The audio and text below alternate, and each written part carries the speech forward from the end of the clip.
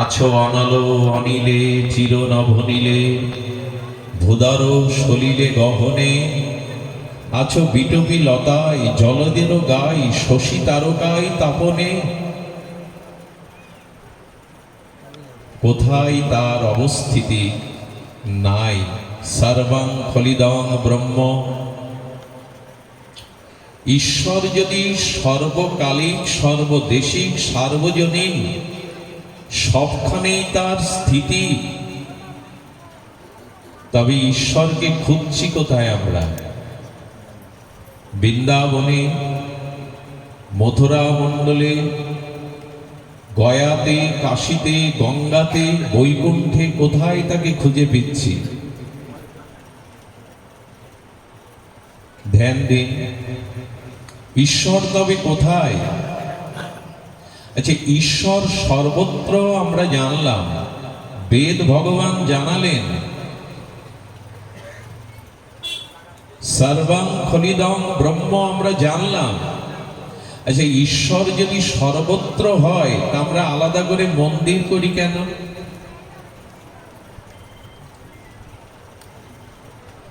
প্রশ্নটি ভালো করে ধ্যান দিন। ঈশ্বর যদি সর্বত্র সবখানেই থাকেন, আলাদা করে মন্দির করার কি প্রয়োজন?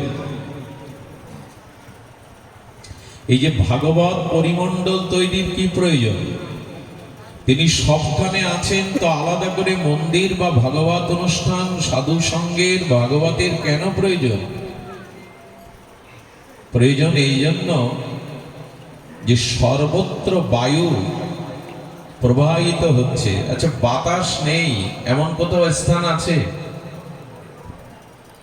সর্বত্র বায়ু প্রবাহিত হচ্ছে, বায়ু প্রবাহ সবখানেই, বায়ু শূন্য কোন স্থান নাই। কিন্তু গ্রীষ্মের তাপ প্রবাহে একটি মানুষ যখন রৌদ্র করতাপে পুড়তে পুড়তে চলছে, তখনও বাতাস আছে কিনা? বাতাস তো সবখানেই বর্তমান। কিন্তু গ্রীষ্মের তাপপ্রবাহে ক্লান্ত শ্রান্ত ঘর্মাক্ত ব্যক্তি যখন রৌদ্র করতাপে পথচারী হয়ে চলছে, তখনও তো বাতাস আছে। তিনি বৃক্ষের শীতল ছায়াতে বসেন কেন? বাতাস তো সবখানে আছে। বৃক্ষের শীতল ছায়াতে কেন তিনি বসেন? বসেন এই জন্য, বাতাস সবখানে আছে বটে, কিন্তু বৃক্ষের সুশীতল ছায়ায় বসলে ওই বাতাসটা আরো শীতল মায়ের আঁচলের মতো মধুর হয়ে ক্লান্তি জড়িয়ে দেয়। রাস্তায় পথচারী ব্যক্তি সূর্যের তাপে বাতাস পাচ্ছে, কিন্তু বৃক্ষের সুশীতল ছায়ে মায়ের আঁচলের স্নেহ সিক্ততা, এটা বৃক্ষের ছায়াতে বসলেই পাওয়া যায়। রাস্তায় পাওয়া যায় কি উন্মুক্ত জায়গায়? তেমনি ভগবান সবখানেই আছেন, কিন্তু যেখানে তার আরাধনা উপাসনা হয় নিত্য, সেই মন্দিরে ভগবানের স্নিগ্ধ একটা পরশ আছে, অনুভূতি আছে, এই জন্য মন্দির। আচ্ছা, আমাদের মুখের যে বায়ু, বাতাস, এই বাতাসটা আপনি শব্দ করুন, বাতাসটা ছেড়ে দিন মুখ দিয়ে। আমাদের ভিতরে পঞ্চত্ব শরীরে যে বায়ু আছে, তো বাতাস আছে, বাতাসটা মুখ দিয়ে ফুৎকার আকারে ছেড়ে দিন। সে বাতাসের কোনো সুর নেই, মাধুর্য নেই, শব্দ মাত্র, বাতাস মাত্র। কিন্তু সেই অধরে বাতাসটা যদি বংশীর মধ্যে প্রবেশ করে, বাঁশির মধ্যে, বাতাস তখন রাগ রাগিনীর মধুর আলাপ চারিতা করে, চিত্তকে বিমল করে দেয়। বাতাস তো বাতাসই, বংশীর মধ্যে বাতাস গেলে এত মধুর সুরালাপ কেন করে? ওইখানে বাঁশির মধ্যে হৃদয়ের অনুভূতিটা সুর মূর্ছনায় ছড়িয়ে পড়ে, ওটাও তো বায়ু। তেমনি ভগবান সবখানে আছে, কিন্তু যেখানে সাধুগণ মিলিত হয়ে আপনাদের মতো স্নিগ্ধ শান্ত সমাহিত ভজনানন্দী শুদ্ধ ভক্তগণ সজ্জনগণ একত্রিত হয়ে ভগবানের গুণকীর্তন করেন, সেখানে ভগবান আছে বটে, সে ভগবান বাঁশির মধ্যে সুরের মতো, মন্দিরে স্নিগ্ধ ভগবানের মতো। আরে ভগবান তো আপনার বাড়ি আছে, এখানে এলেন কেন? এখানে ভগবানের আনন্দময় প্রকাশ আছে, মন্দিরে ভগবানের বিশেষ করুণার প্রকাশ আছে। তেমনি ঈশ্বর সর্বত সর্বদা তিনি আছেন বটে, কিন্তু উপলব্ধির জায়গা এই সৎসঙ্গ, ভগবৎ সঙ্গ।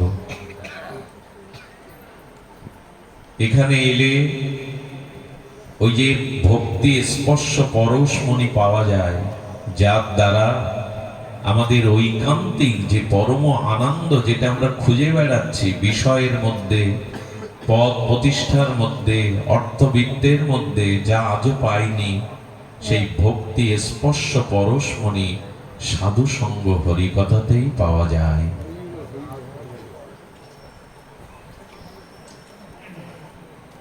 এই জন্য বলছেন ক্ষিপ্রম ভবতি ধর্মাত্মা, ঈশ্বর সবখানে আছেন এটা বড় কথা নয়, বড় কথা তার ভক্তি পরশ মণি কোথায় পাবো, অনুভূতি কোথায় পাবো। এই জন্যই তো সাধু সঙ্গ, ভগবৎ সঙ্গ, এখানে তোমার পূর্ণ প্রকাশ। সুধীজন, তাই আসুন আমরা ভক্তি পরশ মণির অন্বেষণ করি, যার স্পর্শে আমাদের আত্মা হবে বিশুদ্ধ নির্মল, অপ্রাকৃত ঐকান্তিক অভিলষিত আনন্দ আমরা উপলব্ধি করতে পারবো। আমি অন্ধকার থেকে আলোর পথে আসতে পারবো, আমি মৃত্যুকে এড়িয়ে পরম অমৃতের পথের যাত্রী হতে পারবো, আমি অসৎ হতে সতের আলো, দিব্য আলোকে জাগরিত হতে পারবো, আমি নূতন এক মানুষ, নূতন এক পরিচয়, নূতন এক আনন্দ, নূতন এক অনুসন্ধানে ব্রতী হব। এই ভক্তি পরশ মণি একমাত্র সাধু সঙ্গ হরিকথাতেই পাওয়া যায়। এটি ভক্তি স্পর্শমণি। 10 মিনিট হরিকথার সূচনা হয়েছে, কিন্তু আমাদের হৃদয়, এখানের বাতাবরণ পুরো বদলে গেছে।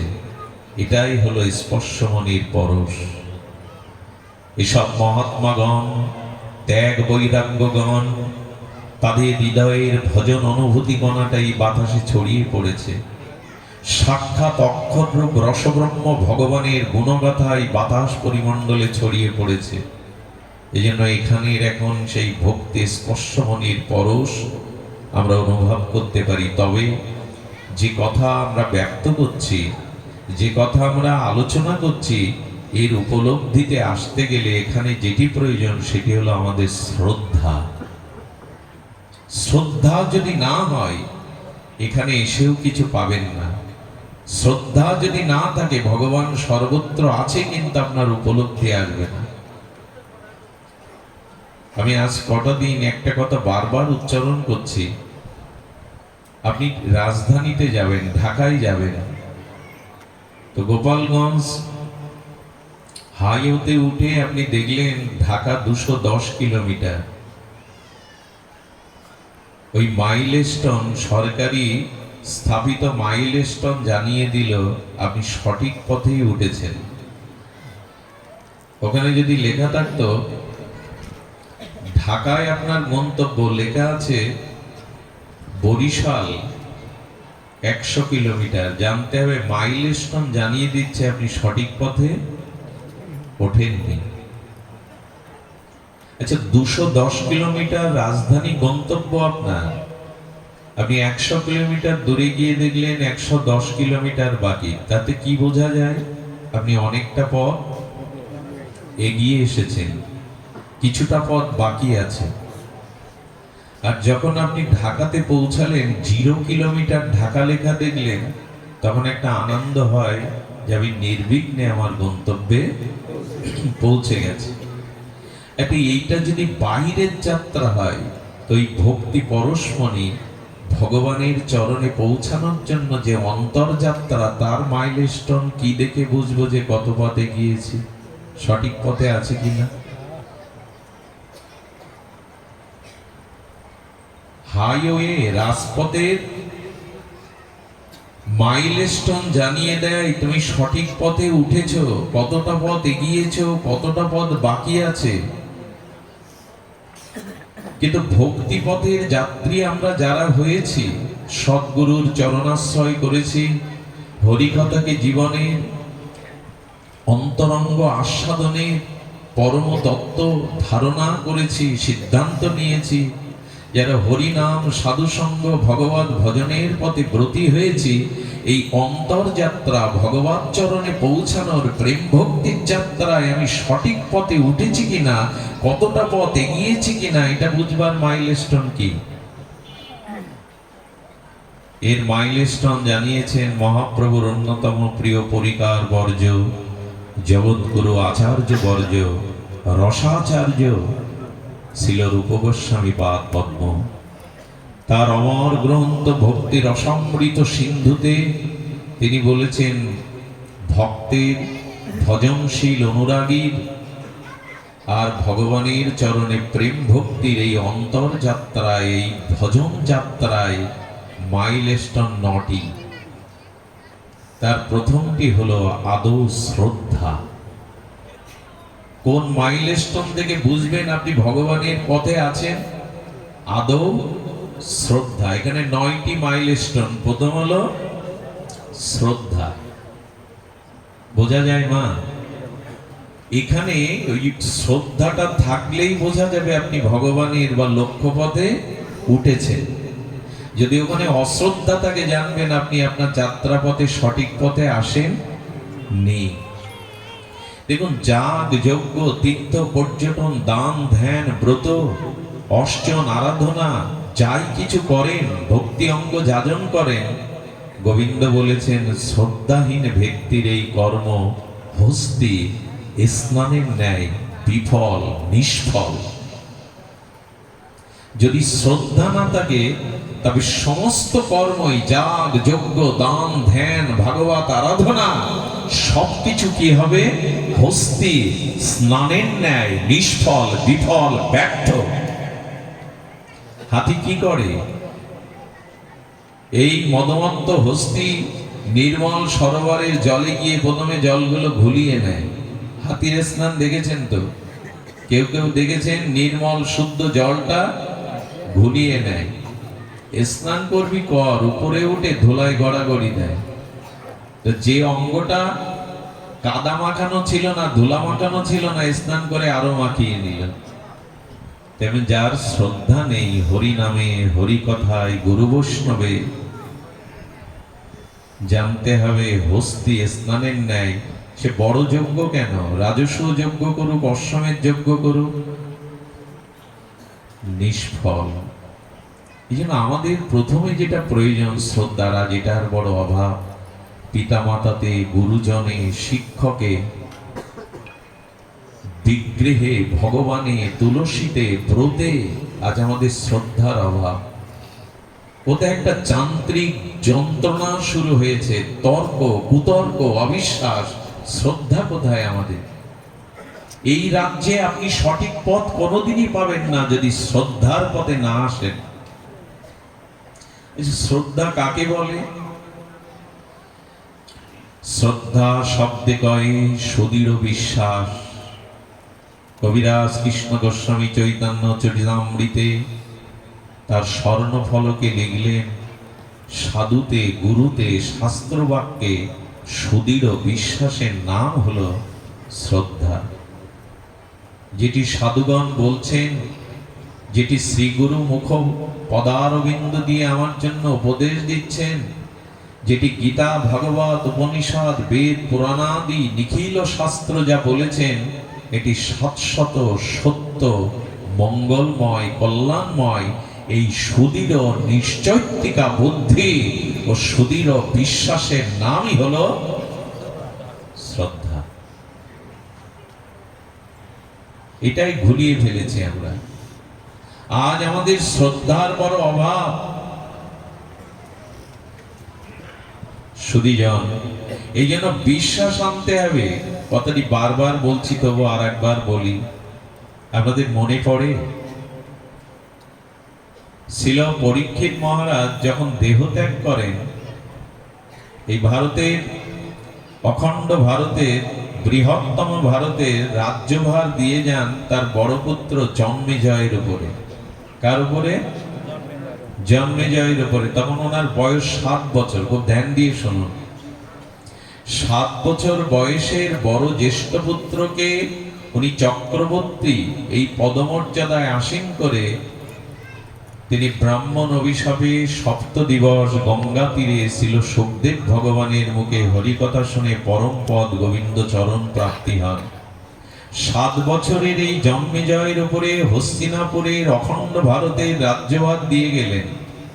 জন্মেজয় যখন ধীরে ধীরে বড় হলেন তখন তাদের পূর্বপুরুষের ইতিহাস জানার ইচ্ছা হলো। এই পঞ্চ পাণ্ডবদের দুয়ারে অখণ্ড পরতত্ত্ব ভগবান কৃষ্ণ শয়নে ভজনে আর সর্বসময় পাণ্ডবদের কাছে ছায়ার মতো ছিলেন। আর এই অর্জুনেরই, আমার পূর্বপুরুষ অর্জুনেরই সারথ্য স্বীকার করেছিলেন সকল বিশ্ব ব্রহ্মাণ্ডলের যিনি মহাসারথী, তিনি অর্জুনের রথের সারথী হয়েছিলেন। আমি একটু জানতে চাই শ্রীকৃষ্ণ পঞ্চ পাণ্ডবদের ইতিহাস লীলা কার কাছে শুনবেন? তখন এই ভূমণ্ডলে, এই পৃথিবী মণ্ডলে কৃষ্ণ দ্বৈপায়ন বেদব্যাস, যিনি বেদ বিভাজন করেছেন, যিনি মহাভারত রচনা করেছেন, পঞ্চবেদ খ্যাত, যিনি মহাভারতের ভীষ্ম পর্বের অন্তর্গত সর্বদার্শনিক শাস্ত্রে সার্বভৌম গীতাকে প্রকাশ করেছেন, যিনি অষ্টাদশ পুরাণ উপনিষদ সৃষ্টি করেছেন, যিনি সর্ব বেদান্ত সার অমল নিখিল পুরাণের অধিরাজ চক্রবর্তী সম্রাট ভাগবত রচনা করেছেন, সেই ব্যাসদেবের নিকটে গেলেন জন্মেজয়। আপনি আমাকে পাণ্ডব এবং শ্রীকৃষ্ণের গুণগাথা শোনান। কার কাছে শুনতে গেছেন? যিনি স্বয়ং বেদব্যাস, ভগবানের জ্ঞানময় মূর্তি, জ্ঞান প্রকাশ। সেই ব্যাসদেবের কাছে যখন ভাগবত মহাভারত শুনছেন তখন কুরুক্ষেত্রের ওই ইতিহাস যখন ব্যক্ত করছেন কৃষ্ণদৈবায়ন বেদব্যাস, তখন বললেন কুরুক্ষেত্র যুদ্ধ আর তার লোকক্ষয়, তার পরিণতি যখন বর্ণনা করছেন তখন জন্মেজয় বললেন, ভগবান ব্যাস, হে প্রণম্য চরণ, হে প্রাতঃস্মরণীয়, আমার মনে হয় ভগবান কৃষ্ণ চাইলে কুরুক্ষেত্রের যুদ্ধ বন্ধ করতে পারত, কিন্তু উনি করেননি কেন? ব্যাসদেব বোঝাতে চেষ্টা করলেন, শ্রীকৃষ্ণ চেষ্টা করেছিলেন, তিনি সন্ধির প্রস্তাব নিয়ে দুর্যোধনের কাছে, অহংকারীর কাছে, দাম্ভিকের কাছে গিয়েছিলেন।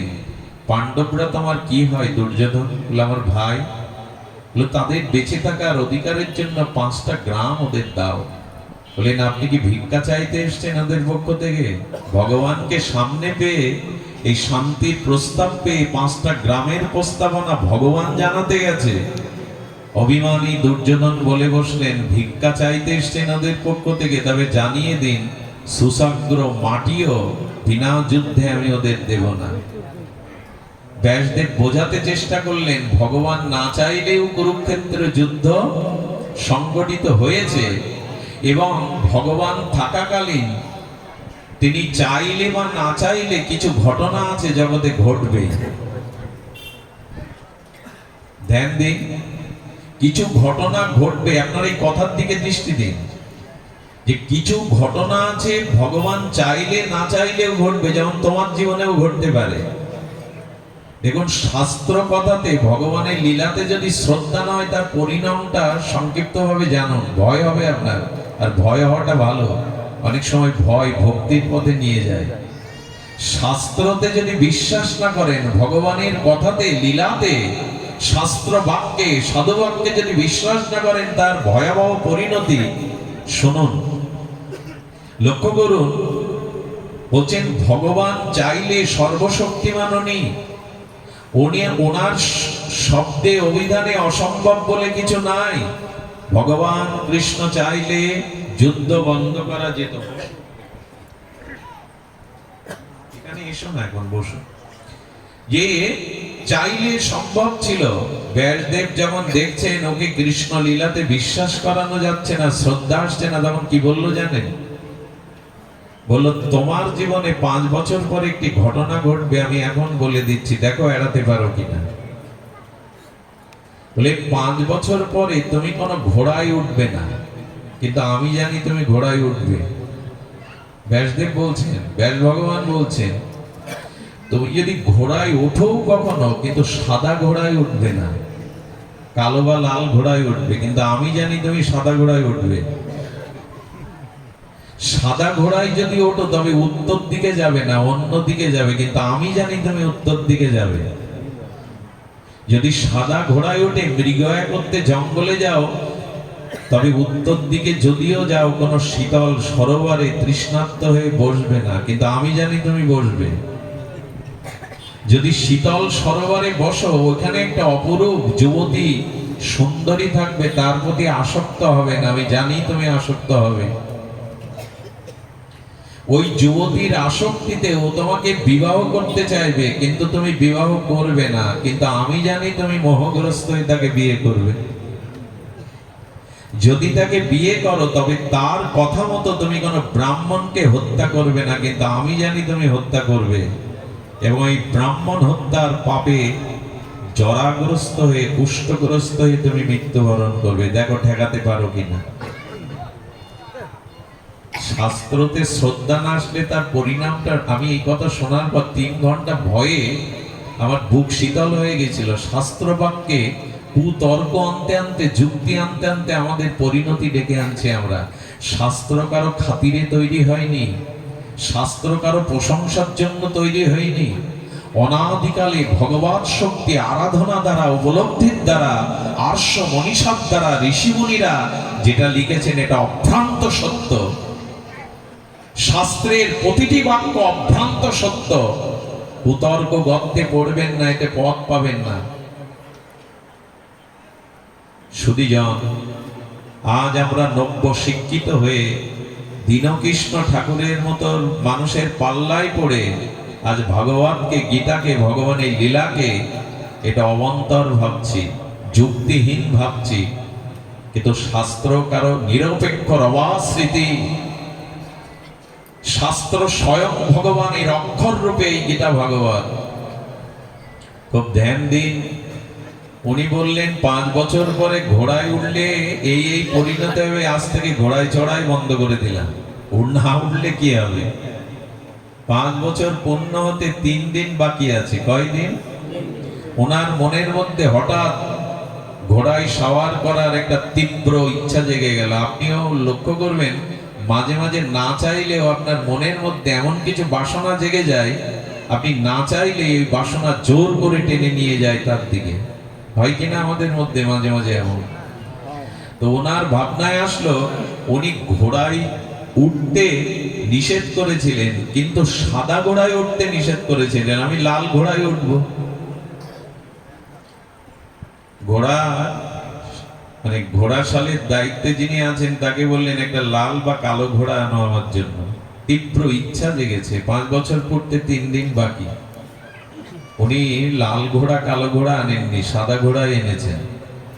তখন বলছেন, তোমাকে বললাম না আমি সাদা ঘোড়ায় চড়বো না? বলে লাল কালো ঘোড়াগুলো জড়ো জড়ো হয়ে গেছে, এক পাও হাঁটতে পারছে না। উনি তখন যুক্তি দেখাচ্ছেন যে সাদা ঘোড়ায় উঠলে উনি উত্তর দিকে যেতে নিষেধ করেছেন, আর আমি দক্ষিণে যাব। ওদিকে কি? সাদা ঘোড়ায় উঠলেন, দক্ষিণ দিকে যেতে যেতে মৃগয়া করতে করতে মৃগয়াটা উত্তর দিকেই ছুটলো, আর উনি শিকারের নেশায় উত্তর দিকে যেতে বাধ্য হলেন। উত্তর দিকে যখন গেলেন, সারাদিন মৃগয়া করতে গিয়ে শিকার না পেয়ে শ্রান্ত তৃষ্ণার্ত হয়ে নির্মল পদ্ম প্রকাশিত সরোবরের ছায়ায় বসলেন। বলে উনি বলেছিলেন বসবে, কিন্তু কোন সুন্দরী রমণী যুবতীর প্রতি আসক্ত হবে না। এটা এমন রূপযৌবন সম্পন্ন যুবতী রত্নের রূপ লাবণ্য দেখলেন যে মোহিত হয়ে ওর কাছেই চলে গেলেন। গিয়ে বললেন, আমি তোমাকে আমার রাজপ্রাসাদে নিয়ে যেতে চাই। বলে রাজি আছি যদি পট্ট মহিষী করতে পারেন, স্ত্রীর মর্যাদা দিয়ে সিংহাসনের পাশে আমাকে অধিকার দিন করেন। ওই তো মাথা আগে থেকেই নষ্ট হয়ে গেছে, মোহগ্রস্ত হয়ে। কামক পুরুষের আর কি, তার ভিতরে কি ব্যক্তিত্ব থাকবে? উনি বললেন, আমি গিয়েই রাজপ্রাসাদে বিয়ে করে তোমাকে স্ত্রীর মর্যাদা দেব, পট্টরানীর মর্যাদা দেব। নিয়ে এলেন ঘোড়ার পিঠে উঠে। যখন ঘরে প্রবেশ করতে বলছে, তখন বললেন, বিবাহ ছাড়া আমি ঘরে প্রবেশ, আমাকে আগে অধিকার দিন। রাজপুরোহিতকে খবর দিয়ে দেখলেন উনি কোনো পাঠ প্রচারে চলে গেছেন, ওনার যুবক ছেলে আছেন, কিন্তু তিনি প্রকৃত উপবিদধারী যথার্থ শাস্ত্রজ্ঞ নন। বলেন ওনার বিয়েতেই হবে, উনি ব্রাহ্মণ পুত্র। কোন রকমে বিবাহ সম্পন্ন হওয়ার পরে নববধূ আর জন্মেজয় দক্ষিণা দিয়ে ব্রাহ্মণকে প্রণাম করতে গিয়েই সুন্দরী যুবতীর অঙ্গের বসন বাতাসে উড়ে গেল। ওর উদ্দীপ্ত যৌবন থেকে ব্রাহ্মণ কুমার কামার্থ শক্ত হয়ে কামের দৃষ্টিতে চেয়ে হেসে উঠলেন। তখনই এই রমণী এই মোহগ্রস্ত জন্মেজয়কে বললেন, আজ আমি রানী, তোমার স্ত্রীর প্রতি একজন যুবক কাম দৃষ্টি দিয়ে উপহাস করছে, তুমি রাজা দণ্ডদাতা, তুমি এটা মেনে নিয়েছো? ওর মাথাটা উত্তপ্ত করে দিল, ধারালো তলোয়ার দিয়ে ব্রাহ্মণের মাথায় কেটে দিল।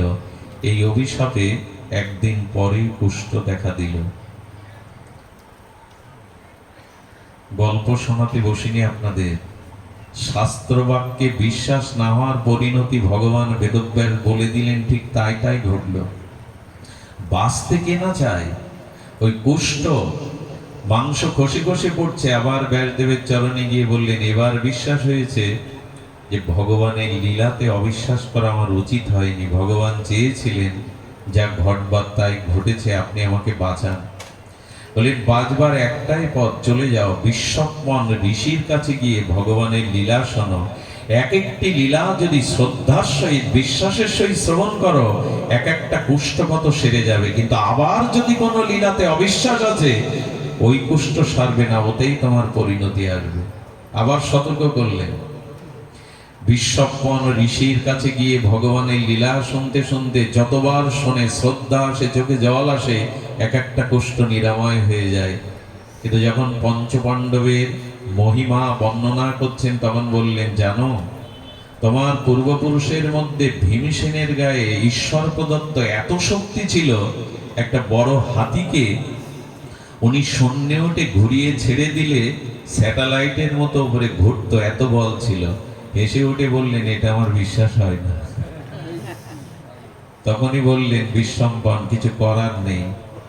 এই বিশ্বাস ঈশ্বর প্রদত্ত শক্তিতেও তোমার শাস্ত্রবাক্যে বিশ্বাস হলো না, আর ওই ক্ষততেই জন্মেজয়ের মৃত্যু হলো। এই জন্য যারা শাস্ত্রজ্ঞ, যারা অনুভূতি সম্পন্ন, সেই সাধুগুরু বৈষ্ণব শাস্ত্রের বাক্যকে কখনো অহিতুক গল্প, আষাঢ়ি গল্প ভাববেন না। আমরা জানি না, আমাদের তত্ত্ব অনুসন্ধান নেই, তাই আমরা বলি, কিন্তু ওর এক একটি অক্ষর মানব কল্যাণে কল্যাণ বয়ে আনতে পারে। আমি প্রথমেই বলবো, এই সাধুর শাস্ত্র বাক্যের প্রতি বিশ্বাস আনুন, এরই নাম শ্রদ্ধা। আমার আলোচনার বিষয়বস্তু ছিল সেই ভক্তি স্পর্শমণি কোথায় পাবো। এখন আমরা জানলাম ভগবান সবখানে আছেন। এই সবখানে আছেন, কিন্তু উপলব্ধিতে এসে সেই ভক্তি স্পর্শমণি পাবো কি করে, বা তাই আমরা কিঞ্চিত আলোচনায় ব্রতী হব। আচ্ছা, কি দিয়ে পাওয়া যাবে? বিদ্যার দ্বারা। ভগবান সবখানে আছেন, প্রেম বা উপলব্ধি আসবে কি? বিদ্যার দ্বারা, অর্থের দ্বারা, অনুষ্ঠানের দ্বারা, যাগযজ্ঞের দ্বারা? ভগবান বলছেন না। তুলসীদাস গোস্বামীপাদ তিনি বলেছেন, সর্বব্যাপক হরি, সর্বব্যাপক, সর্বদা আছেন, কিন্তু হরিকে পাওয়ার জন্য যে পন্থা, সেটি কর্ম নয়, জ্ঞান নয়, অনুষ্ঠান নয়, অর্থ নয়, বিদ্যা নয়। হ্যাঁ, এগুলি প্রয়োজন, জ্ঞানের প্রয়োজন, বিদ্যার প্রয়োজন, পাণ্ডিত্যের প্রয়োজন, অর্থের প্রয়োজন, অনুষ্ঠানের প্রয়োজন, কিন্তু এগুলি এক একটি স্তর ভগবানকে পাওয়ার। কিন্তু এগুলি দ্বারাই পাবে, শাস্ত্র এটা বলেনি। এগুলির সাথে প্রেম যুক্ত হতে হবে, তবে পাবে। ধ্যান দিন, জ্ঞানের দ্বারা পেতে পারেন, বিদ্যার দ্বারা পেতে পারেন, যাগযজ্ঞের দ্বারা পেতে পারেন, কিন্তু তার সাথে একটি শর্ত হলো প্রেম থাকা চাই। বিনা প্রেম সে নাহি মিলে নন্দলালা। সুধীবৃন্দ, পুকুরে মাছ আছে, আপনি মৎস্য শিকারী বটে, হুইল কি বলে ওকে মাছ ধরা? ছিপ বলুন বা হুইল বলুন। আচ্ছা, মাছ আছে, হুইলও সুন্দর দামি, সারাদিন বাইছেন, কিন্তু ওর থেকে একটা মাছ ধরলো না বড়শিতে। একটাই কারণ, সব আয়োজন আছে কিন্তু বড়শির আগায় চার নেই। প্রেম যদি না থাকে আপনার মধ্যে, কোনো জ্ঞানের দ্বারা, কোনো বিদ্যার দ্বারা, কোনো অনুষ্ঠানের দ্বারা, কোনো কিছুর দ্বারা ভগবত প্রাপ্তি আপনার এই জন্মে কেন, কোনো জন্মেই হবে না। আচ্ছা, মায়েরা এত সুন্দর করে রান্না করলো, তো সে যা যা যার ভালো লাগে উপাদেয় আস্বাদ্য বস্তু রান্না করলো, কিন্তু লবণ নাই। আস্বাদন হবে মা? হবে কি? আস্বাদন হলো না। ওইটুকু লবণ, ওইটুকু না হলে যেমন দ্রব্য আস্বাদিত হয় না, তেমন বহু আয়োজন, বহু বিদ্যা, বহু জ্ঞান, বহু অধ্যাপন, প্রেম নাই তো লবণহীন তরকারির মতো। ডক্টর মহানব্রত ব্রহ্মচারী বলছেন, এই ভাগবত গঙ্গোত্রী, ইটের পরে ইট দিলেই পাঁচিল হয় না, সমাধি হয় না, মন্দির হয় না, সিমেন্ট দাও। মাঝখানে মশলা সিমেন্ট না দিলেও ধসে পড়বে। তেমনি প্রেম যদি না থাকে, কোনো চেষ্টার দ্বারাই ভগবানকে তুমি পাবে না। আচ্ছা, আমি যদি দুধ পান করি, সব আহার ছেড়ে দিয়ে দুগ্ধ পান করতে থাকি, দুগ্ধ পানরত ব্যক্তি ভগবান পাবে না। মীরা বলছেন, বাছুরগুলো তো শুধু দুধ খায়, ওরা ভগবান পায়? আচ্ছা, যদি বলে আমি ফলকে ভজন করি, অনেকে আছে ফলাহারি বাবা। এই মাসে আমাদের এটা দামোদর মাস চলছে, এটা খুব নিয়মের বিধিতে চলতে হয় আমাদের। ক্ষৌর কর্ম করতে নেই, এক সিদ্ধ আদি পেতে হয়, অমুক তমুক অনেক কিছু আছে। তো তার মধ্যে অনেকেই ফল পান। তো ফল আহার করে যদি ভগবান পাওয়া যেত, বাদুড় গুলো আগে পেত। ওরা তো ফলই খায়। কারো পায়ে চাকা লাগানো আছে দেখবেন, মানুষের দুয়ারে গিয়ে সাহায্য প্রার্থনা করে 6 মাস তীর্থে তীর্থে ঘোরে, যেন চাকা লাগানো। তীর্থে ঘুরবে বলে, তীর্থ ঘুরেই যদি ভগবান পাওয়া যেত, তীর্থে গরুগুলো, সিগালগুলো, কুকুরগুলো তো ঘুরে বেড়ায় সারাদিন, ভগবান পায় কি? ধ্যান দিন, গঙ্গায় 3 বেলা ডুব দিলে যদি ভগবান পাওয়া যায়, তো গঙ্গায় যে হাঙর, কুমির আছে, মাছ আছে, ওরা তো সবসময় ডুব দিচ্ছে, ওরা ভগবান পায় তো। মীরাকে বলা হচ্ছে, তাহলে ভগবান পাবো কি করে?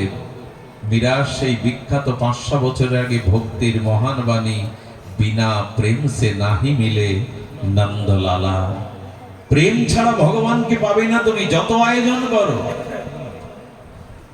ডাক্তার বাবু যদি মাস ব্যাপী জাতীয় অনুষ্ঠান করেন, আপনারাও করেন, কিন্তু প্রেম ছাড়া সেই যোগ্য ভগবানের কাছে পৌঁছাবে না। এই জন্য মূল প্রয়োজন প্রেমের। প্রেম শূন্য জগৎ এখন। এই জন্য জগতের আজ এই ভয়াবহ পরিণতি, হিংসা, বিদ্বেষ, পরশ্রী কাতরতা, লোকের উন্নতিতে হৃদয়ে জ্বালা হওয়া, এইগুলোই তো পৃথিবীর এখন আমাদের ধর্ম হয়ে দাঁড়িয়েছে। কার উন্নতিতে হৃদয়ে জ্বালা হবে আমার, কাকে পেছনে টেনে নামাবো? হিংসা, বিদ্বেষ, কাম, কামনা, ক্রোধ, এই নিয়েই তো জগৎ ভেসে আছে। জগতের মঙ্গল হবে কি করে? প্রেম তো নেই। প্রেম ছাড়া পৃথিবীর কোনো প্রাণী বাঁচতেও পর্যন্ত পারে না।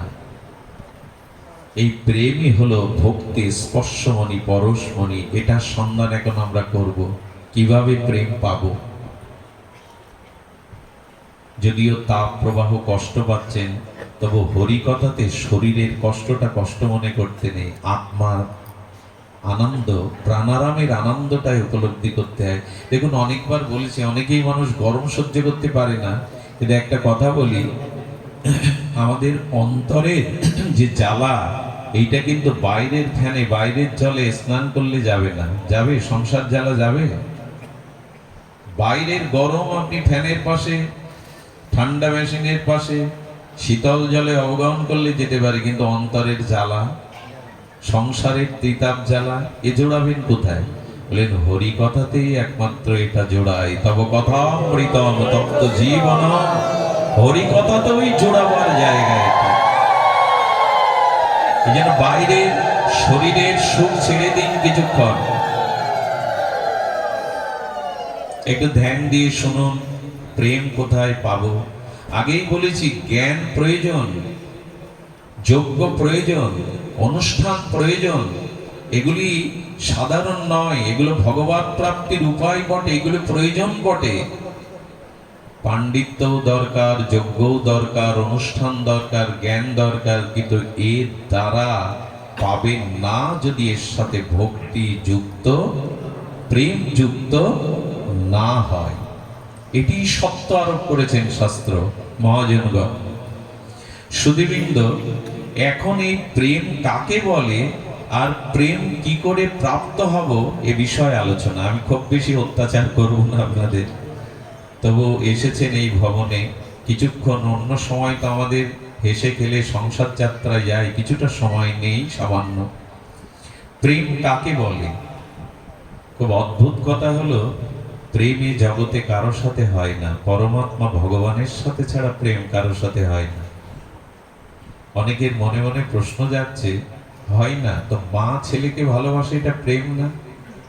বুকের দুধ দিয়ে সারা রাত জেগে জেগে তার অসুস্থতায় শিহরে হাত বোলায় চোখের জলে, তুমি এটাকে প্রেম বলবে না? এটা তোমার কাছে প্রেম মনে হয় না? যদি আমার কাছে প্রশ্ন করে, শাস্ত্র কি উত্তর দিচ্ছে জানেন? ওটা প্রেম না, ওটা মমতা। খুব ধ্যান দিয়ে শুনুন, একটি কথাও যেন ঘুমে, অলসতায়, অশ্রদ্ধায় বাদ না যায়। একে বলে মায়ের মমতা। কি বলে একে? শুনছো তো মায়েরা? একে বলে মমতা, এটা প্রেম নয়। আচ্ছা, স্ত্রী স্বামীকে না দেখলে বাঁচে না, এবং তার অভাবে তার মুখের হাসি থাকে না, আনন্দ থাকে না, স্বামীকে প্রাণাধিক ভালোবাসে, এটাকে তুমি ভালোবাসা দেখো না?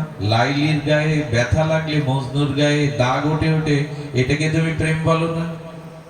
বলেন এটা প্রেম না, এটা আসক্তি। এর নাম কি বললাম? স্বামী স্ত্রীতে, যুবক যুবতীতে যেটা দেখেন, এটা তোমার জন্য মরতে পারি, মরেও অনেকেই। পৃথিবীতে এদের থেকে মূর্খ কেউ নেই। হাত কেটে নাম লেখে, আজকাল দেখেন না, বর্তমান হাত কেটে কি করে? নাম লেখে, লাইভে এসে আত্মহত্যা করে, তোমার জন্য মরলাম। খুব বীর পুরুষ। অপদার্থের দল যারা এই জগতে, যারা কামের দ্বারা আসক্ত, এটা তাদেরই কাজ। আর ঘরে ঘরে এখন এটাই তৈরি হচ্ছে। স্যাটেলাইটের প্রযুক্তির, বিদেশি সংস্কৃতির অগ্রাসনে ভারতীয় এই সভ্যতা, আমাদের বৈদিক সভ্যতা থেকে আমাদের সন্তানগণ 40% ছেলেরা মেয়েরা মানসিক রোগগ্রস্ত। মানসিক ডাক্তার দেখানো দরকার। বিদেশি সংস্কৃতির অগ্রাসনে আর এই নোংরামিতে, অশ্লীলতায়, নেট জগতে এরা 30% ছেলে মেয়ে বাংলাদেশে মানসিক রোগ বিকাশ। এই জন্য এই যে তোমার জন্য মরলাম, তোমার জন্য হাত কাটলাম, জগৎকে দেখালাম, এগুলো হলো কামের আসক্তি, মোহ আসক্তি। একে প্রেম বলে না। প্রেমটাই তো আমাদের জানা উচিত যে প্রেম কাকে বলে। বন্ধুর সাথে বন্ধুর, এই যে এগুলো বলে না, এগুলো এই যে পুত্রের প্রতি পিতার, এগুলো স্নেহ, এগুলো মমতা, স্বামী স্ত্রী, যুবক যুবতীর প্রতি এগুলো আসক্তি, এর একটাও প্রেম নয়। সুধীজন, এই আসক্তিতেই আমরা ডুবে আছি। প্রেম ভগবানের সাথে ছাড়া হয় না। মাতৃসাধক রামপ্রসাদের একটা গান ছোটবেলায় খুব গাইতাম, খুব শুনতাম। এই গানগুলো এখন আর বাজে না। আমি মাঝে আমাদের বাপ্পিদাকে নিয়ে একটা অনুষ্ঠানে গিয়েছিলাম, কোথায় যেন, নবগ্রামে, মোস্তাফপুরের দিকে। আমি রাত 1টা-1:30টার সময় আসার পথে দেখি গোপালগঞ্জ বা আপনাদের ওই লাইনে কালী পূজার খুব আয়োজন, লাইট প্যান্ডেল। এবং রাত 2টোর সময় দেখলাম ওই গানের কনসার্ট, ওই ডিজে বাজানো, সেখানে মা বোন সকলে উতলা হয়ে উন্মাদনায় নাচছে, কেউ হাসছে। এই একটাও প্যান্ডেলে দেখিনি সাধক রামপ্রসাদের পান্নালালের কোনো পুরানো দিনের শ্যামা সঙ্গীত। সেই শ্যামা সঙ্গীতের ভাষা কি জানেন? আমার চেতনা চৈতন্য করে দে মা চৈতন্যময়ী। শব্দ শুনলেই হৃদয়ে অনুরণন হয়। আমার চেতনা চৈতন্য করে দে মা। গোপালগঞ্জের এই অঞ্চলটা বা আপনাদের এই রাজর অঞ্চলটা কালী পুজোর খুব প্রচলন দেখলাম, করুন, কিন্তু মায়ের সামনে কি করতে হয় এটাও জানতে হয়। মা কোনটা ভালোবাসে? গানের কনসার্ট, ডিজে গান, জগৎ জননী আদ্যা শক্তি পরমা বৈষ্ণবী ওই ভালোবাসে? কোথায় পেয়েছেন যে মা ওইগুলো ভালোবাসে? মাকে সামনে খাড়া রেখে আমরা আমাদের প্রবৃত্তি স্বভাবের উন্মাদনায় নাচা, এটা পূজা না, এটা আরাধনা না। মাকে সামনে রেখে আমাদের আনন্দ উৎসব করার মতো আমাদের বৃত্তি প্রবৃত্তিকে আস্ফালন করার জন্য পূজা না। পূজা মানে আরাধনা, পূজা মানে আরাধনা, পূজা মানে আত্মনিবেদন। যে গানটা খুব ভালো লাগতো বলি, মা জিহ্বায় বসে লিখিয়েছিলেন এই মাতৃ সাধকের, পৃথিবীর কেউ ভালো তো বাসে না, এই পৃথিবী ভালোবাসিতে জানে না, যেটা আছে শুধু ভালোবাসাবাসি, সেটা যেতে প্রাণ। কেটে দিন তো এই কলমটা কেটে দিন। কার সাহস আছে কোন দার্শনিকের এই ভাষাটা কেটে দিন? আমি আপনাদের প্রমাণ করছি জগতে কেউ কাউকে ভালোবাসে না। আসক্তি, মমতা, স্নেহ এইগুলি জড়ানো। দিল্লিতে একবার ভাগবত পাঠ হচ্ছে, খুব মন দিয়ে শুনুন। ওখানে জগৎগুরু আচার্য পাঠ করছেন। উনি বলছেন পৃথিবীতে প্রেম হয় না এক ঈশ্বর পরমাত্মার সাথে, স্ত্রী পুত্র পিতামাতা যাদের আছে, এই ব্যাখ্যা করছেন আসক্তি হয়, মমতা হয়, স্নেহ হয়, প্রেম নাই। তো ওখানে 90 এক শিল্পপতির ছেলে যুবক বিয়ে করেছে এক সপ্তাহ, পাঞ্জাবি এক মানে সুন্দরী মহিলাকে। আর উনি এখন কল্পনার সাগরে ভাসছেন। বাবাজিকে পাঠের পরে বললেন, বাবা আপনার এই কথা আমি মেনে নিতে পারলাম না। আমার পিতামাতা আমাকে কত ভালোবাসে জানেন? তাদের প্রতি আমার কতটা প্রেম জানেন? আমার স্ত্রী আমার জন্য জীবনও দিতে পারে। আপনি বলছেন প্রেম নেই, ভালোবাসা নেই জগতে, সব মোহ, সব আসক্তি, আমি মেনে নিতে পারলাম না। ওই নব্য যুবকের দিকে, এই ধনী দোলালের দিকে বাবাজি মহারাজ তাকিয়ে বললেন, ঠিকানা দাও, প্রেম ভালোবাসা বোঝানোর জন্য তোমার গৃহে বেলা 9টায় আমি কাল উপস্থিত হব। একটু সত্য ঘটনা শোনো। বলেন তোমাকে আমার জন্য একটু অভিনয় করতে হবে। আজ রাত্রেই তোমার কুটুম্ব সজ্জন আত্মীয় যারা তোমার প্রাণের থেকে প্রেম ভালোবাসা দিয়ে তোমাকে ভরিয়ে দিয়েছে, তাদের চা যোগ, জলযোগ, মিষ্টি যোগের নিমন্ত্রণ করবে কাল সকালে 9টার সময়। সবাইকে মিষ্টি যোগ, জলযোগ দিয়ে তুমি তোমার স্ত্রীকে এক কাপ চা করে দিতে বলবে। ওই চাটা পান করে একটু অভিনয় করবে, বুকে বাম পাশে ব্যথা উঠেছে, ছটফট করতে করতে খাটে মেঝেতে পড়ে যাবে। ওই সময় আমি উপস্থিত হব। কেন জানো? প্রেম যে নাই জগতে, এটা তোমাকে বোঝানোর জন্য। উনি চা বলেছেন স্ত্রীকে, চা পেয়ে সে অভিনয় শুরু হয়েছে। বুকে হাত দিয়ে যখন মেঝেতে পড়ে গেছে, এই আনন্দের উৎসবে আত্মীয় স্বজনের মধ্যে হাহাকার উঠল। সাধুর উপস্থিত। সাধু দেখে বললেন, আপনার আশাতে মঙ্গল কোথায়? এই দেখুন আমার ছেলের কি অবস্থা। বললেন অ্যাম্বুলেন্স ডাকুন, ডাক্তারখানায় নিয়ে যান। বললেন সেটা তো একটু সময় লাগবে, আমি সাধু, আমি জগৎগুরু আচার্য, আপনার অনেক বিভূতি, দেখুন আমার ছেলেটাকে সুস্থ করে দিন। উনি বুকে হাত দেওয়ার সাথে সাথে ওনার যৌগিক ক্রিয়া, ওনার গুরুদেবের বিভূতি ক্রিয়া সংযোগ করার পরে ওনার স্পন্দন থাপিয়ে দিলেন। ভেতরে প্রাণ আছে কিন্তু বাইরে কোনো স্পন্দন। এটা যোগের দ্বারা হয়, সমাধির দ্বারা, অষ্টাঙ্গ যোগের দ্বারা সম্ভব এটা। সুধীজন হরিদাস ঠাকুরকে যখন ওরা বেত্রাঘাত করছিল বাইরের বাজারে, বলে তোমার মধ্যে কে, আল্লাহ না হরি? এত মারছি তুমি মরো না, তুমি না মরলে তো আমাদের মেরে ভাসাবে। সুধীজন তখন উনি সমাধিস্থ হয়েছিলেন, নিথর দেহটা পড়েছিল। সবাই ভাবলো উনি মারা গেছেন। দেহটা গঙ্গায় ফেলে দিল। মা সাগর কুমির কুড়ে কুড়ে খাক। গঙ্গায় নেমে গিয়ে আবার চেতনায় সে হরে কৃষ্ণ ভেসে যেতে যেতে বলতে বলতে লাগলেন। এরা সাধনার দ্বারা, তপস্যার দ্বারা প্রাণের বায়ুকে রুদ্ধ করে সমাধিস্থ হতে পারে, কয়েকদিন থাকতে পারে। এটা ভারতীয় অধ্যাত্ম সাধনার একটা দিক, অষ্টাঙ্গ যোগ। উনি কি করেছেন বাবা, উনি কি করেছেন, বুকে হাত দেওয়ার সাথে সাথে ওই যৌগিক ক্রিয়া ওনার প্রাণ স্পন্দন বন্ধ হয়ে গেছে। বলেন আপনাদের সন্তান আর এই জগতে নাই, অবস্থাটা কি হয়ে দাঁড়ায়? সবাই যখন কাঁদছে আর দোষ দিচ্ছে এই সাধুকে, আপনি এলেন আর আমার ঘরে এই অমঙ্গল হলো। কিন্তু আপনার কাছে অনুরোধ, যা কিছু লাগে, একটা মাত্র উত্তরাধিকারী পুত্র, অর্থ বিত্ত যা লাগে আপনার চরণে সব শোভে দেব। একবার চেষ্টা করুন, আপনার যৌগিক বলে, আপনার কৃপাতে, সাধন বলে যদি বাঁচাতে পারেন। আশা তো করে মানুষ। উনি কিছুটা বললেন, মৃত্যুকে জীবন দেওয়া সম্ভব নয়, তবে আমি চেষ্টা করতে পারি। আমার শ্রী গুরুদেব আমাকে একটা বিভূতি দিয়েছেন, এক গ্লাস জল আনো তো কেউ। ওই জলে তুলসী দিয়ে একটু ভগবানের নাম নিয়ে বললেন, এর মধ্যে যে ভগবানের বিভূতি শ্রী গুরু কৃপায় আমি সম্পন্ন করলাম, এই জল যে পান করবে সে মারা গিয়ে তার আত্মাটা ওর মধ্যে গিয়ে ও বেঁচে যাবে। খান। 5 মিনিটের মধ্যে আত্মীয় স্বজন ঘরে আর কেউ নেই, মাত্র 3 জন আছে, পিতা মাতা আর ওনার স্ত্রী। ওর মধ্যে কিন্তু চেতনা আছে, ও বাইরে যা ঘটছে, কে কি বলছে বুঝতে পারছে, কিন্তু প্রাণের স্পন্দন থামিয়ে দিয়েছে এই যোগীরাজ, এই মহাত্মা। তখন উনি গিয়ে, সাধু গিয়ে বললেন, একটু কাঁদছিলেন, আমি কেন মরলাম না, তো আপনি পান করুন, বৃদ্ধ হয়েছেন, আপনার ছেলেকে বাঁচিয়ে দিয়ে যান। উনি তখন চোখের জল আছে বলে একটু কমে গিয়ে বলছেন, দেখুন ও এখনো ছেলে মানুষ, আমি সারা জীবন কঠোর পরিশ্রম করে ইন্ডাস্ট্রি, শিল্প কলকারখানা করেছি, ওর হাতে দিলে ও রক্ষা করতে পারবে না। এখন আমার ভাগ্যে হয়তো পুত্র বিয়োগ ছিল, যে গেছে গেছে, ওর আত্মার কল্যাণে আপনি বিধান দিন, কারণ ও রক্ষা করতে পারবে না।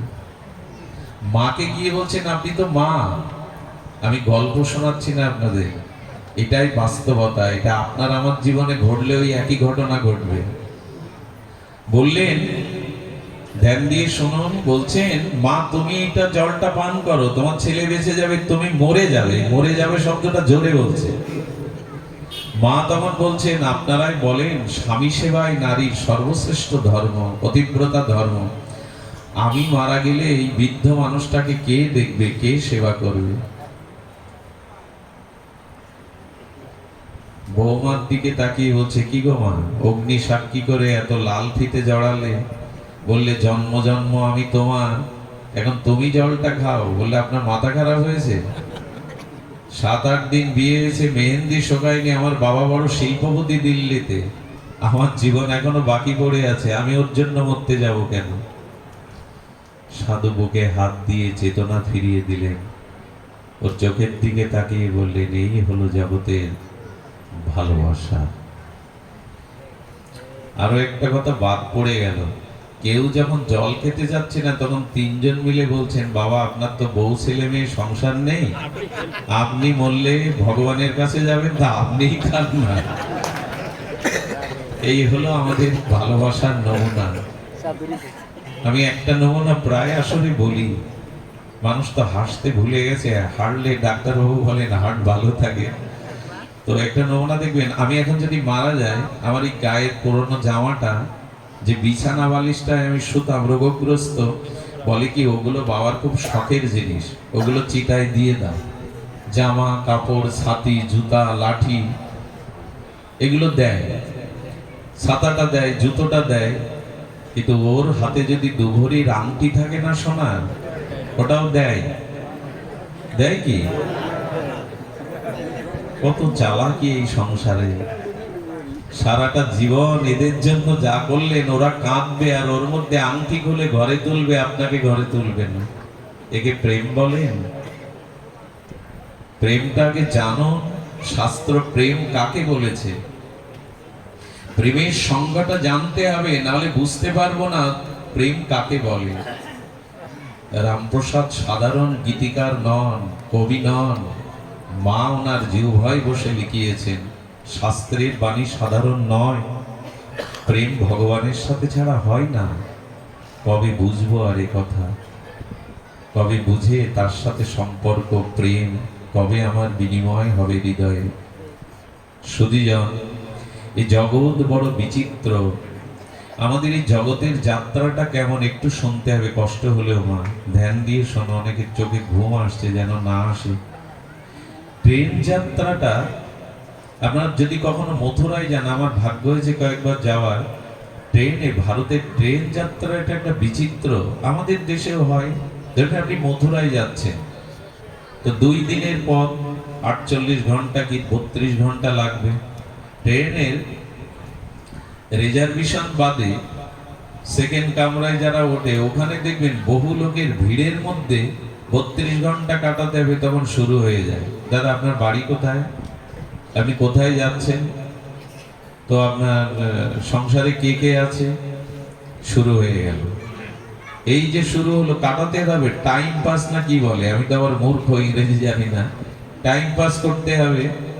তো বলে দেখুন, আমার একবার রাষ্ট্রপতির ভবনে রাষ্ট্রপতির সাথে সাক্ষাৎ হয়েছিল, কোনোদিন হয়নি, গল্প তৈরি হয়ে গেল, কাউকে কাকা বলছে, কাউকে মাসি বলছে, হ্যাঁ, কাউকে বন্ধু বলছে, সম্পর্ক একটা হয়ে গেল 32 ঘন্টার জন্য, 48 ঘন্টার জন্য। এরপরে আবার একটু নেমে, আপেল সস্তা তো, একটা আপেল কিনেও খেতে দেয়, বিনিময় হয়।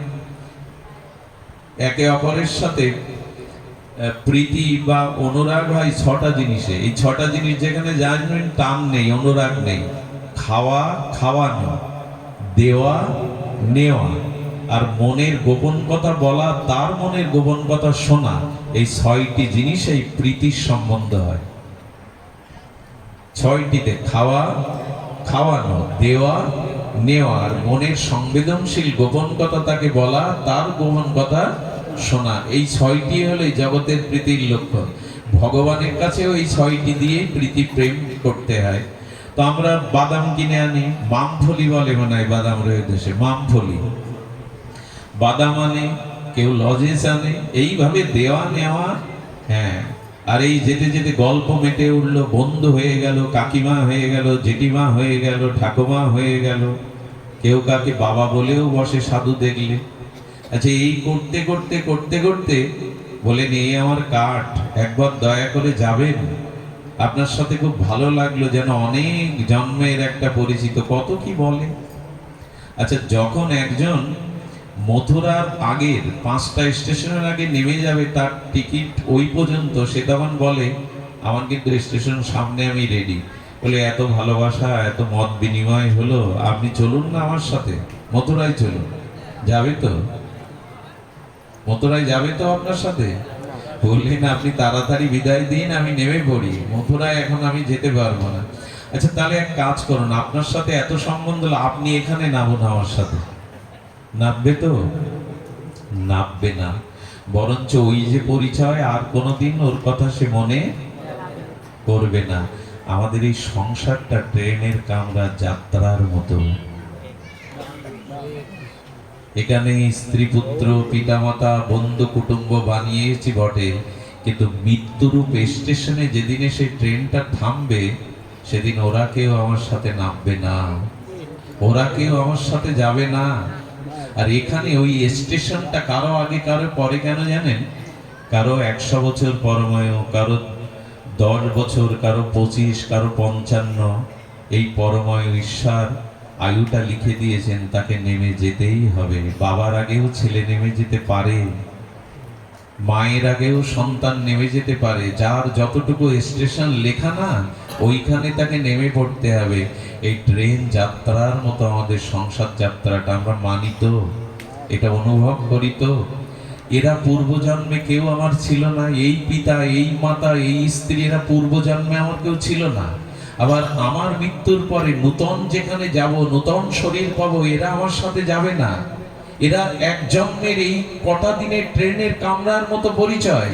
এরা আমার সাথে মৃত্যুর স্টেশনে কেউ নামবে না, আমিও ওদের সাথে মৃত্যুর স্টেশনে যাব না। এই স্বল্প দিনের পরিচয়, এটাকে প্রেম বলা যায়? প্রেম কাকে বলে আমরা পরে বলছি, খুব মধুর লাগবে শুনলে প্রেম কাকে বলে। কিন্তু এই সংসার যাত্রাটা এমন, এই জন্য টিকিট যার যেখানে কাটা, নেমে যেতেই হবে। কোনো ডাক্তারবাবু আপনাকে বাঁচাতে পারবে না, পৃথিবীর কোনো ধন ঐশ্বর্য বিদ্যা আপনাকে। আমাদের সাতক্ষীরার এক স্বনামধন্য সার্জারি বিভাগের প্রধান ছিলেন শ্যামাপদ পাল। ইনি যে কত রোগীকে সুস্থ করে বাড়ি পাঠিয়েছেন। ক্যান্সারে আক্রান্ত হয়ে কলকাতার ঠাকুরপুকুর হসপিটালে যখন উনি মৃত্যু পথযাত্রী কেঁদে কেঁদে একটা কথা বলেছিলেন, সারা জীবন ডাক্তারি করে কত রোগীকে সুস্থ করে বাড়ি ফিরিয়েছি, আমি যদি জানতাম আমার রোগের, আমার মৃত্যুর কোনো ওষুধ জানা নেই, আমি সেই ডাক্তারকেই ডাকতাম, সারা জীবন এর পেছনে সময় ব্যয় করতাম। যদি আমি জানতাম আমার জানা নাই। ঠাকুর রামকৃষ্ণদেব পরমহংসের কথাগুলো তো বিচিত্র। উনি বললেন ডাক্তার, উনি বললেন তাকে ডাকো, তোমার রোগ কে সারাবে, তোমার ভবব্যাধি কে সারাবে, এর জন্য জগতের ডাক্তার না, ডাক্তার, তাকে ডাকো, তাকে ডাকো, তাকে ডাকাটাই তোমার ভবব্যাধির একমাত্র ঔষধি। আচ্ছা চিন্তা করুন তো, এটা শুধু আমাদের জন্য না, অভিমন্যুর পিতাকে, পাণ্ডবদের যে অভিমন্যু মারা গেল, চক্রব্যূহের পিতাকে, অর্জুন, বিশ্বজয়ী অর্জুন, যার রথের সারথি কৃষ্ণ, এবং অভিমন্যুর মামা হয় স্বয়ং ভগবান কৃষ্ণ, উনিও আছেন। এটা ট্রেনের টিকিট যে পর্যন্ত অভিমন্যুকে চলে যেতে, কেন অর্জুন তুমি বিশ্ববিজয় রাখতে পারলে না? কেন ভগবান তোমার ভাগ্নে হয়, তুমি মামা, তুমি রাখতে পারলে না?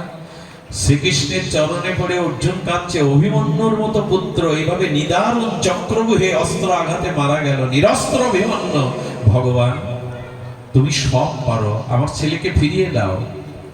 অর্জুনকে গোবিন্দ বললেন, তুমি গীতার বাণী শুনেছ, তুমি অনুভব করছো না যে কেউ কাউকে এভাবে ফেরাতে পারে না? বললেন তুমি সব পারো, হে কৃষ্ণ, হে যাদব, কৃপা করে আমার সন্তানকে ফিরিয়ে দাও।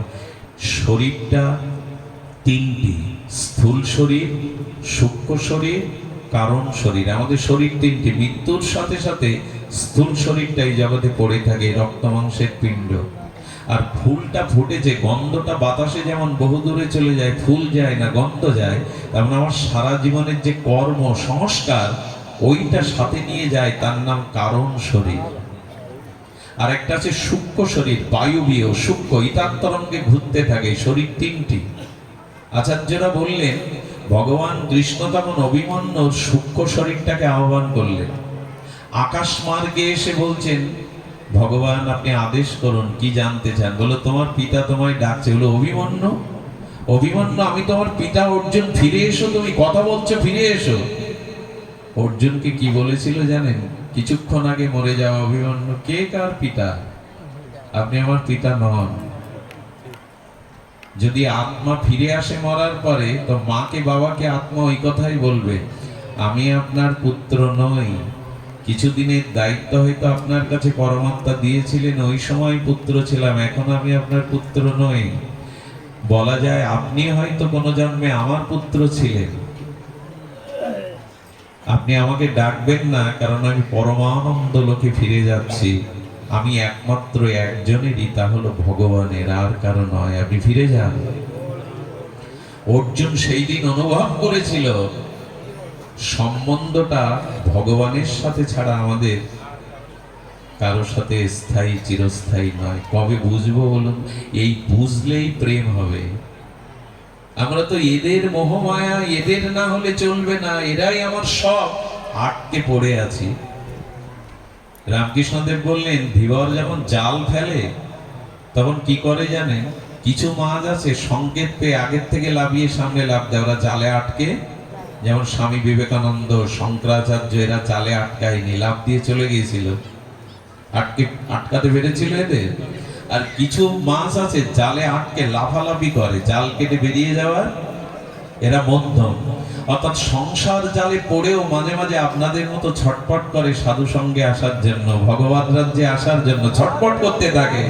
যে সংসার মোহজালে আটকে না থেকে একটু লাফালাফি করি, যদি সাধু সঙ্গ করা যায়, হরিকথা শ্রবণ করা যায়, এরা লাফালাফি করে, এরা অর্ধমুক্ত। আর কিছু মাছ আছে দেখবেন জালে আটকে চাপতে বসে থাকে, মনে করে ভালো জায়গায় যাচ্ছি। আমার দশা যেমন, সংসারে আটকে আছি, কিন্তু কিছুক্ষণ পরে ওর যে কি দশা হয় তা আপনারা ভালোই জানেন। এই জন্য এত আটকে থাকবেন না, একটু বেরোন, মন চলো নিজ নিকেতনে, কেন সংসার বিদেশে বিদেশির বেশে ভ্রম কেন অকারণে? এই যাত্রা মঞ্চের অভিনয় সংসারে কেউ পিতা, কেউ মাতা, কেউ স্ত্রী, কেউ ভ্রাতা। এই রঙ্গমঞ্চের অভিনয় যেদিন ফুরিয়ে যাবে সেদিন কেউ কারো নয়। এই উপলব্ধিটা ভাগবতে না এলে হয় না। এই উপলব্ধিটা, এই চেতনাটা হরিকথা, সাধুসঙ্গ, ভগবত চেতনা না হলে হয় না। এখন আমরা প্রমাণ করার চেষ্টা করলাম, কতটুকু পেরেছি জানি না, জগতে প্রেম নেই।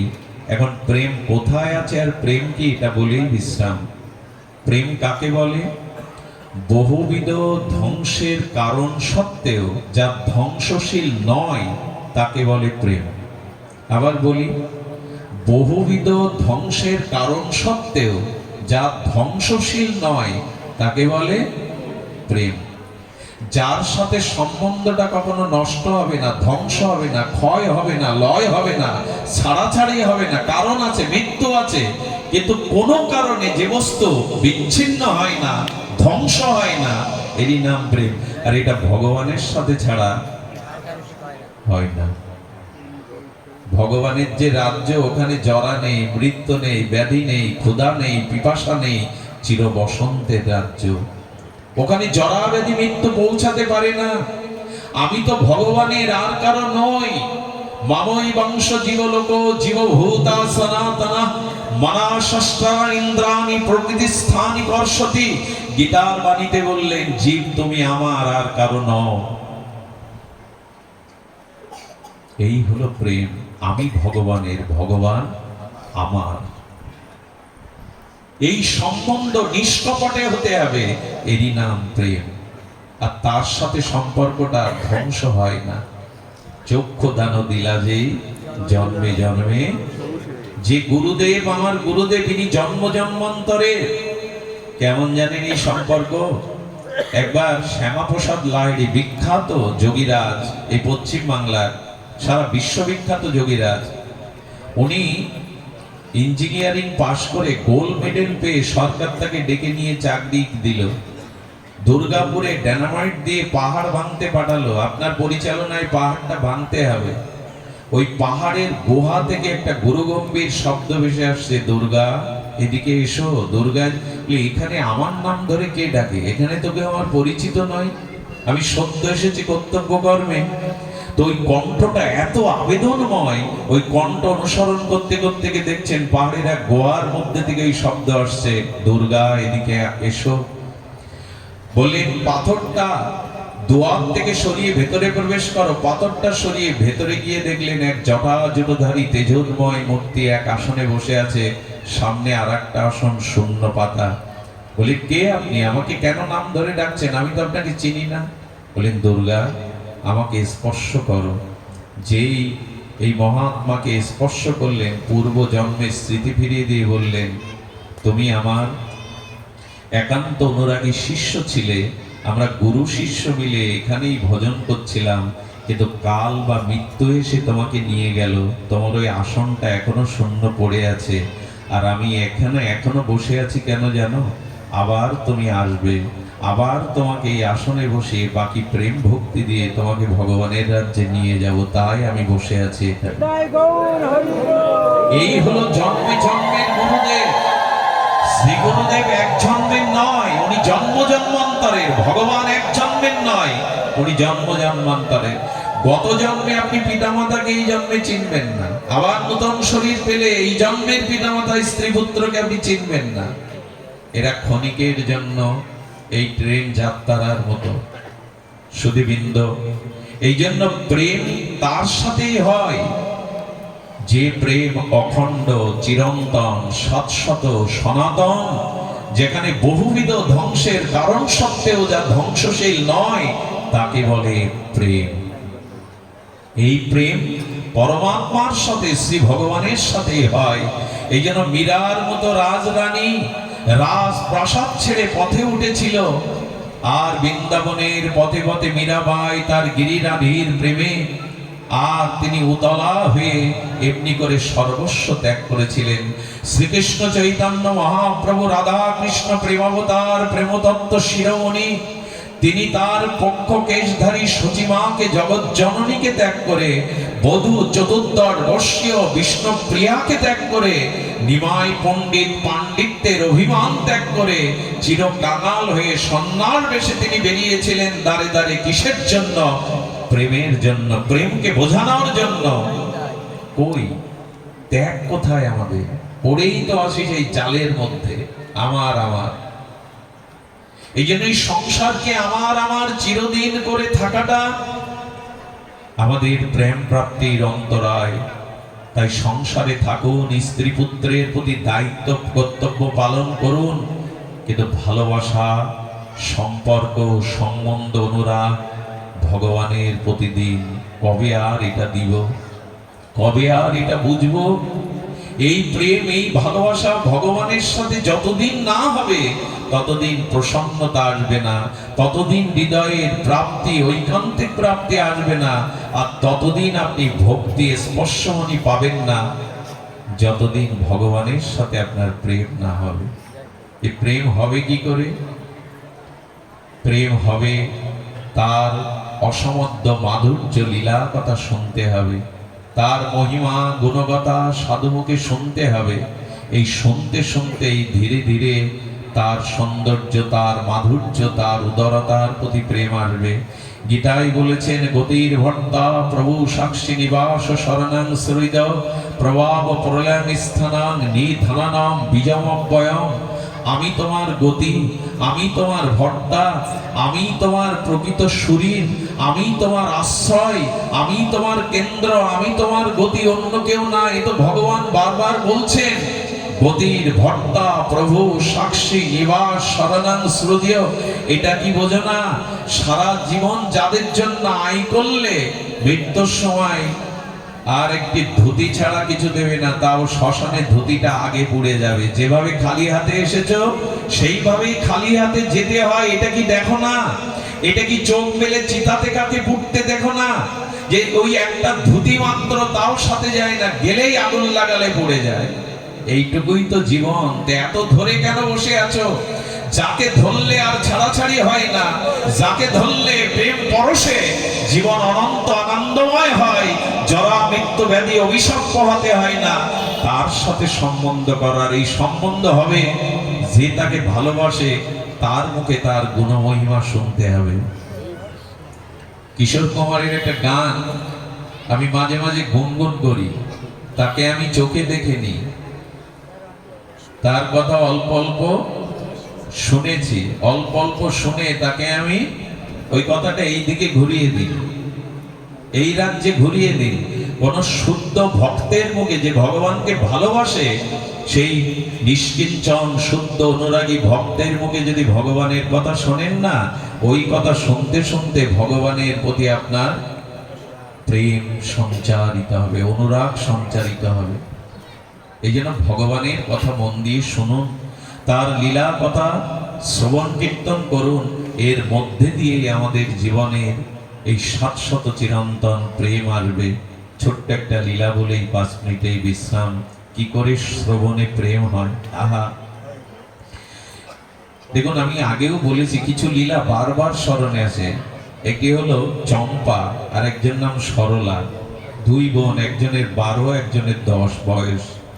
একদিন কি মনে করে ওদের গ্রামে ভাগবত শুনছেন, ওই ভাগবতে গিয়ে বসেছেন। আর ভাগবত প্রবক্তা বলছেন, বৃন্দাবনে যদি কেউ যায় আর যমুনা পুলিনে ব্রজের ধুলি যদি কেউ মাখতে পারে, আর ব্রজে গিয়ে যদি কোনো সাধুর দর্শন পাওয়া যায়, তবে সেই সাধুর কৃপায় গোপালকে পাওয়া যায়। 2 বোন এটা ভাগবত শুনে এসে রাত্রে ঘুমায়নি। চম্পা সরলা বলছে, বোন, বৃন্দাবনে গেলে, রেণু মাগলে, সাধু দর্শন করলে যদি গোপাল পাওয়া যায়, চল না, এই রাতেই আমরা হাঁটতে হাঁটতে যাই বৃন্দাবনে। ওখানে যদি কোনো সাধুর দেখা পায়, ওখানে যদি ব্রজের ধুলি মেখে গোপালকে পায়। আর ওরা যাওয়ার জন্য বলল, গোপাল তো সাধু দেখলে পাবো, কি নিয়ে যায়? একটু মাখন নিয়ে গেছে, গোপাল মাখন ভালোবাসে। 2 বোন সারা রাত অনুরাগে ঘুমায়নি। এই প্রীতি প্রেমের অজানা আকর্ষণে ওরা পায়ে হেঁটে 50 কিলোমিটার বৃন্দাবনে চলে গেছে। এই ধুলাগুলিকে মাখছে। ধুলা পাঠে বলেছে, তোমাকে অঙ্গে মাখলে নাকি প্রেম হয়। গোবিন্দ পাওয়া যায়? ধুলায় গড়াগড়ি দিচ্ছে দুই বোন, ওই হরিকথাতে বিশ্বাসে তারা ধুলা নিয়ে গড়াগড়ি দিচ্ছে। হে ধুলা, হে ব্রজধূলি, তুমি প্রেম দাও। আসলে এই ব্রজধূলিতে প্রেম আছে। ওইখানে রাধারানীর চরণের ধুলি মাখানো আছে। ওটা ধুলি নয়, ধুলি নয়, গোপীপদ রেণু। ওটা মাখলেই অনুরাগের সঞ্চার হয়, ওটি অঙ্গে মাখলেই প্রীতির সঞ্চার হয়। তারা মেখেছে, যমুনাকে প্রার্থনা করছে, হে যমুনে, হে যমুনে, তুমি একবার সাধু দেখিয়ে দাও, একবার আমাদের গোপালকে লালাকে মিলিয়ে দাও। বৃক্ষকে ডেকে ডেকে বলছেন, বাবাজি পাঠে বলেছেন, তোমরা মুনি ঋষি বলে দাও না গোপাল কি করে পাবো। যদি কখনো যুক্তি তর্ক বাদ দিয়ে চোখের জলে ব্যাকুল হতে পারেন ভগবানের জন্য, তখনই ভগবানকে তার হৃদয়ে আড়রণ তুলে আপনার কাছে টেনে আনতে পারে বিশুদ্ধ চোখের জল। কেউ যদি ভগবানের জন্য বিরহে কাতর হয়ে, লোককে দেখানোর জন্য না, অনুকরণ করে না, নকল করে না, যাত্রা অভিনয়ের মতো না, কেউ যদি সত্যি সত্যি ভগবানকে পাওয়ার জন্য নিষ্কপটে ভগবানকে ডাকতে থাকে চোখের জলে, ভগবানের আসন কেঁপে ওঠে, হৃদয় কেঁপে ওঠে। ভগবান বলেছিলেন, আমি সবকিছু সহ্য করতে পারি, ভক্তের চোখের জলকে আমি কখনো সহ্য করতে পারি না। এরা যমুনার কাছে ভিক্ষার গিয়ে চম্পা সরলা ডেকে চলেছে, দেখা দাও, সাধুকে মিলিয়ে দাও। এক বাবাজি মহারাজ যমুনায় স্নান করতে আসছেন, বললেন ওইটা এক সাধু আসছে। ওই যমুনায় স্নানের জন্য কাঁধের ব্যাগটা রেখে উনি মলমূত্র ত্যাগ করতে জঙ্গলের দিকে চলে গেলেন। বৃন্দাবন তখন জন অরণ্য বসতি এত নয়, ঘন জঙ্গল। এই দুই বোন তাড়াতাড়ি এসছে, সাধু দেখেছি, গোপাল পাওয়া যাবে। ওই থলের থেকে বের করছে গোপীচন্দন, জপের মালা, একটি প্রেম ভক্তি চন্দ্রিকা। বের করতে করতে দেখছে একটা কাঠের কৌটা। বলি এর মধ্যেই নিশ্চয় গোপালকে লুকিয়ে রেখেছে সাধু। কাঠের কৌটা খুলে দেখে ওখানে হাকুড়ি গোপাল বসে আছে। ওরা তো এর আগে গোপাল দেখেনি, বলে এই দেখ সরলা। চম্পা বলছে, এই দেখ সরলা, এর মধ্যে গোপাল বসে আছে, ধন্য আমরা। বুকে নিয়ে দুই বোন কাঁদতে শুরু করেছে। সঙ্গে সঙ্গে সরলা বলছে, সাধুর জন্য গোপাল পেলাম, কিন্তু সাধুর হৃদয়ে দয়া নেই। কেন? এই ছোট্ট কাঠের বাক্সের মধ্যে বসে বসে না গোপালের পা ভেঙে গেছে। ঠাকুরি গোপালের পা বাঁকাতো, ওরা তো জানে না। বলে সাধুর দয়া কই, সাধু এমনি করে কাঠের বাক্সে রেখেছে, এদের গোপালের পাটা বেঁকে গেছে। খুব কষ্ট হয়েছে গোপাল তোমার। না, এগুলো আবেগ না, এইগুলোই প্রেম। প্রেম কখনো বুদ্ধি দিয়ে হয় না, পরিকল্পনা করে হয় না, এটা হৃদয়ের শতশিষ্য অনুরাগের প্লাবন। বন্যা যেমন সবকিছু ভাসিয়ে নিয়ে যায়, প্রেম তেমনি সবকিছু ভাসিয়ে নিয়ে যায় অনুরাগে। তখন বলছে যে মাখন এনেছিলাম আয়না, মাখন দিয়ে একটু পাটা টেনে দিয়ে যদি সোজা হয়ে দাঁড়ায়, চোখের জলে এই নির্মল মাখন দিয়ে চম্পা সরলা পা টেনে বলছে, তোমার খুব কষ্ট হয়েছে গোপাল, একটু উঠে দাঁড়াও না।